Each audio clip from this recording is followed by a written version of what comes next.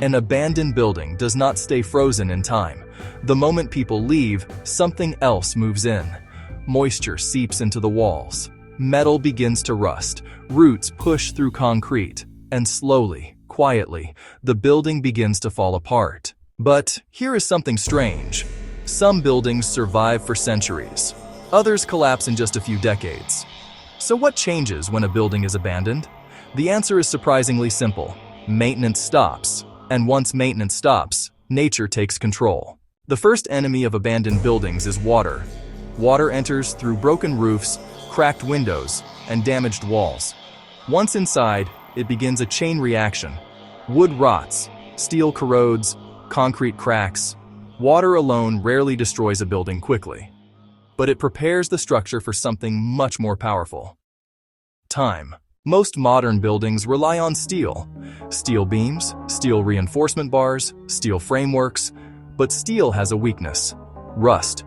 When steel rusts, it expands. That expansion pushes against the concrete surrounding it.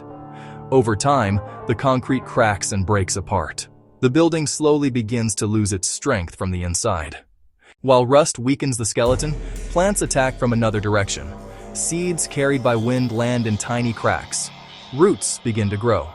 At first, they seem harmless, but roots expand with enormous force.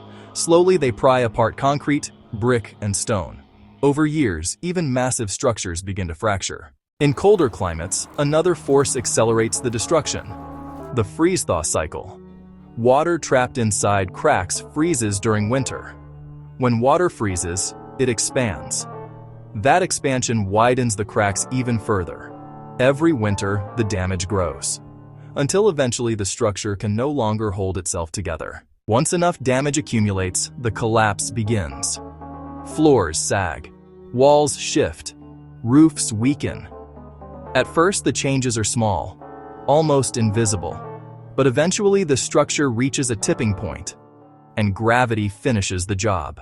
What remains is no longer a building. It becomes something else: a habitat. A shelter for plants, insects, birds, and animals.